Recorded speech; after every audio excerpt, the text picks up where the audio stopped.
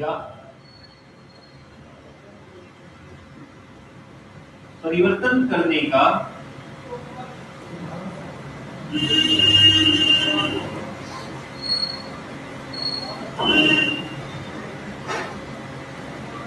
प्रयास करता है।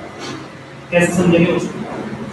मैंने आपसे कहा है बल वह बाह्य कारक है जो बेटे मोबाइल रख दे हो, रख दे से बाद में कर लीजिए।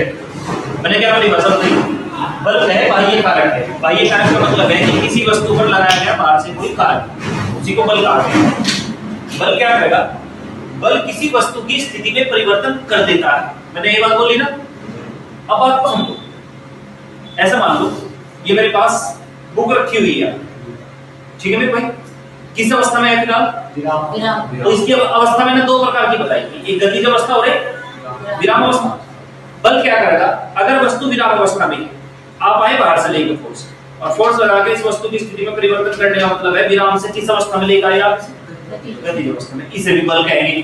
दूसरी तरह से आप समझ सकते हैं कि बल ये भी कर सकता है कि कोई वस्तु अगर गतिमान है अर्थात गति की अवस्था में है, तो आपने क्या किया? उस पर ब्रेक लगाया या उस पर किसी बाहर के बल ने कार्य कर दिया, जैसे घर्षण बल ने काम कर दिया, तो वस्तु गतिज अवस्था से किस अवस्था में आ गई? कौन सी अवस्था में? विराम की अवस्था में आ जाएगी। तो बल क्या काम कर रहा? बल ने दो काम कर दिए कि उसकी स्थिति में परिवर्तन कर दिया। स्थिति का मतलब है विराम अवस्था से गतिज अवस्था में ले आया और गतिज अवस्था से। अच्छा, ऐसा हर बार पॉसिबल भी नहीं होगा कि आपने फोर्स लगाया और आपने गतिज अवस्था विराम अवस्था की वस्तु को किस में ले आया? गतिज अवस्था में। ऐसा कहानी पॉसिबल होने का? आप मान लो दीवार पर फोर्स लगाओ, दीवार है आपसे बहुत ज्यादा भारी या दीवार है एक जगह स्थिर, लेकिन फिर भी आप ये नहीं कह सकते कि हमने फोर्स लगाया था, परिवर्तन तो हुआ नहीं थी, परिवर्तन का प्रयास तो हुआ।